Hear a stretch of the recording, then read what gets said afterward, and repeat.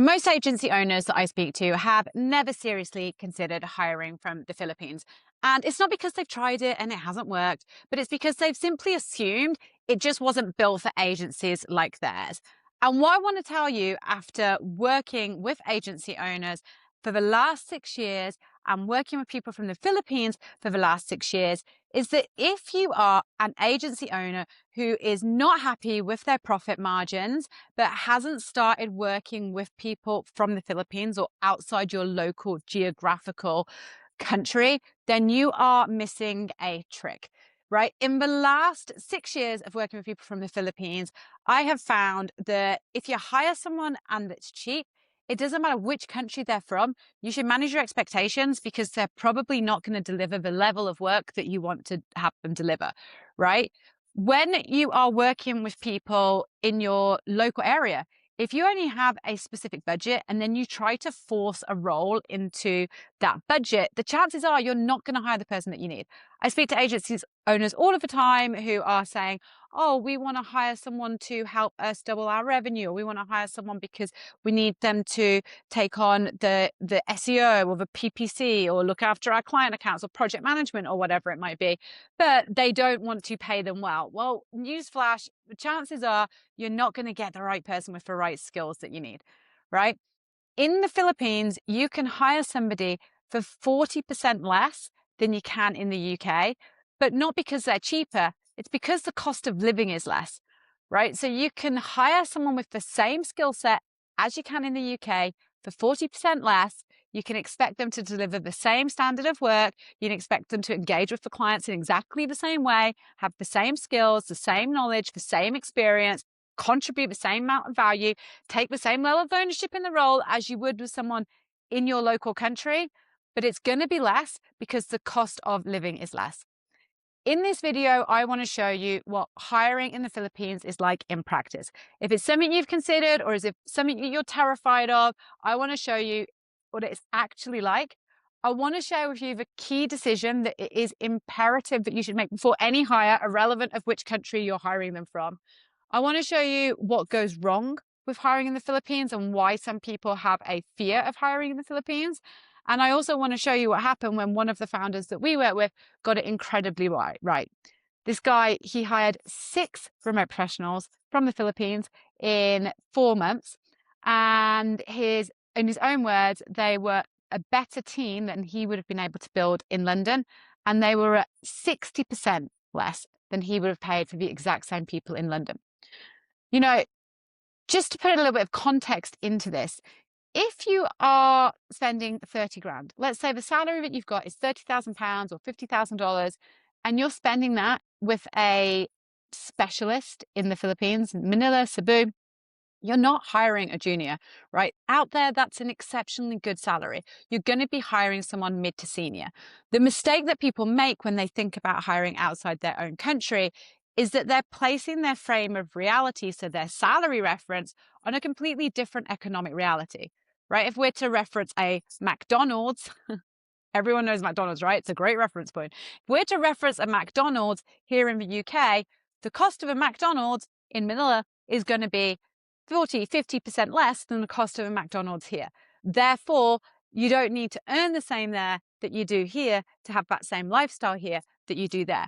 That's why it's different, right? So the quality of the candidate or the quality of the specialist and the person that you're working with is not correlated to the rate of salary if it's a different cost of living. So I think the main thing, if I can get one thing across in this video, it's to say to you, if you are an agency owner and you want to increase your profit margin, do not write off looking at a different geographical location where the skill set, the experience, the communication is exactly the same as hiring in your local area. The culture, the work ethic, the approach to work, it's just more cost effective because of the cost of living, right? And the founders that we work with and the founders that we've seen who have figured this out, it's not some sort of glitch in the matrix or some sort of loophole. They're not being cheap. They're not cheating. They're just building their agency, being more mindful of their margins, right? They're just building a better margin architecture, which allows them to do multiple things. It allows them to pay their UK employees more right? Because they have more in the pot. It allows them to spend more on client acquisition. And it also allows them to invest more heavily in the service delivery. So essentially, by working with people who are capable, competent, take ownership in a different country to your local country, therefore being able to pay them a lower salary than you would for the exact same role in your country, you're actually able to generate higher profit margins to reinvest back into your business, to pay your team in the local country better, and to also be able to get a better quality of service delivery and provide a better service to your clients. So I only see this as a good thing, which is why I talk about it all of the time. But why don't other founders necessarily see this as a good thing? And honestly, and I don't want to go into a rant here, the virtual assistant offshoring, outsourcing space has been around for many, many years, right? And unfortunately, there's a whole generation of founders where this has been associated with cheap, right? Like, oh, you hire people from the Philippines. It's in books, $2 to $3 an hour. Well, if you're hiring someone for $2 to $3 an hour, or $4 to $5 or $6 to $7 an hour now, but you're expecting them to do the work of someone that in London would cost you 75, 80 grand a year, there's a massive mismatch there of what you're paying for versus what you're going to get. Therefore, generally speaking, if you're paying someone such a low wage as that, you're going to get someone who is task driven. You're going to get someone who doesn't use much initiative, who doesn't necessarily do that much work because they're exhausted, because to survive, they need to be working multiple different clients and many, many different hours. So all of this is what's contributed to giving working with people in the Philippines potentially a bad rep. Whereas if you do it right and you actually pay the right person the right amount, you go through the right process of hiring them. So you design the role correctly, you're mindful about who you're actually going to bring into the business. It is literally a hack to be able to get the best people at the best rate to deliver the best service to your clients. And, you know, a really good example of this is one of the clients that we work with. And I just spoke about him for a minute ago then. When we first started working with him, he owns an agency in London. They do marketing, performance marketing for aesthetics and pharmaceutical companies. And when we started working with him, the challenge he had was that the business was still super new, but he was highly experienced and he'd come over from another agency. And he would 6 months into building his own agency, and he got to the point where he needed to start building a full-time team because he got 2 other people working for him and with him, but he was still very much in the service delivery. So we got really clear on what it was that he needed, and we placed 6 people into his company within the 4 months. And I'll tell you about the outcome in a second, but he had a ton of hesitation before we started working together, right? He had some preconceptions about working with people in the Philippines because he had spoken to other founders who had worked with people in the Philippines before. They were really nice, but they needed a lot of micromanaging and a lot of hand-holding. He didn't have any time for that as a founder, right? He needed people that were going to be specialists, that were going to come in, were going to take ownership of what they did, and they were going to get on with it. He was also skeptical because what he would be paying in London would be 75, 80 grand for the role. And when we were talking to him, we were talking about the role costing around 30 grand instead. And he sort of felt like that sounded like it was too good to be true, essentially. And he was really worried that we wouldn't be able to support him, but because of us working with people from the Philippines. But at the same time, he saw the fact that he was working with Resource Worldwide meant it was fairly low risk. So he decided to go forward. We had super successful placements. We placed 6 people within 4 months in the company. As of making this video right now, he's currently in America visiting his clients. He is completely out of the service delivery of the business. Business is growing incredibly quickly, and he no longer is involved in that day-to-day, which is why he's able to go and meet clients. He was in Paris the week before. He was in Monaco 2 weeks before that, literally visiting clients face-to-face, building those relationships. Super important for this business because it's just past a year old at this point, but he's invested his time doing that, growing that business, making it successful. His whole team, right? He has 3 teams in the UK. The other 6 are based in the Philippines. His margins are amazing. His team is super effective. The guys in the Philippines have been paid really well, really valuable, really purpose driven. So his agency is just absolutely thriving. And that's super exciting for me to see and to talk to you about, because I genuinely believe, as a business owner myself and as an agency owner and someone who sees and speaks to agency owners all day, every day, I feel so passionate about the fact if you're running an agency, then you should be running it at great margins. You should be running it in a way where you're able to pay your team really well, where you're able to pay yourself really well, where you're able to invest in marketing to get the best clients, to get your service in front of more people and be able to deliver it really well too.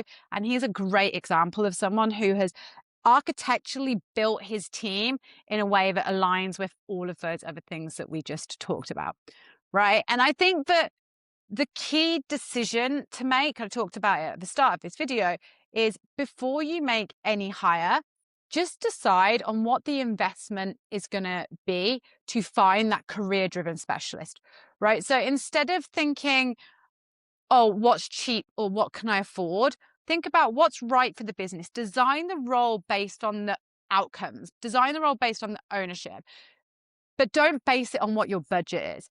So decide on who you need, what type of career-driven specialist you need, and then look at the world geography and decide, I can find this person with these skills that's going to take this level of ownership, this specialist in this country for this budget, and then go to that country.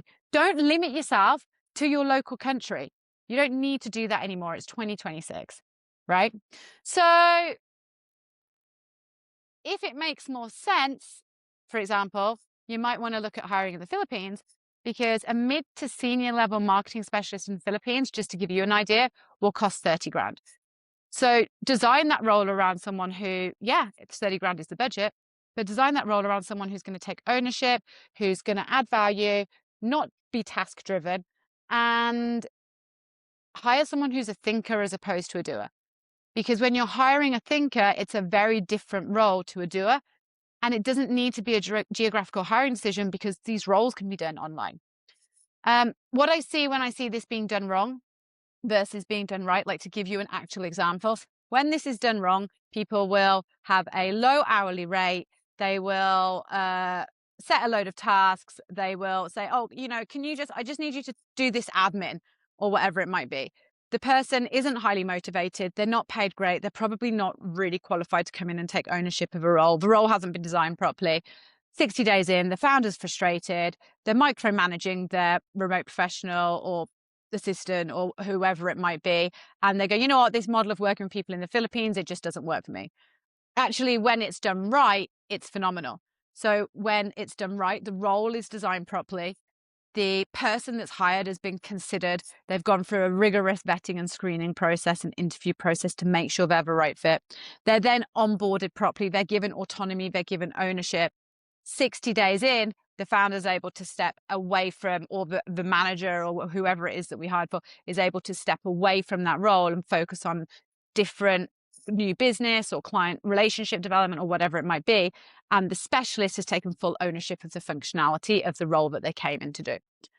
Now, the question that I get asked most is, how do we go about this role design? I always talk about it. And for me, it really is the key to finding the right people. And the right people in your business is the best leverage that you will ever get. So I actually made a video on how we go about role design. And in this video, I then go through our whole hiring process and the way that we've hired over 100 different remote professionals into agencies all over the world in the last 6 years. So I will link that in the comments, and I hope that you found this useful. And I will catch up with you guys soon.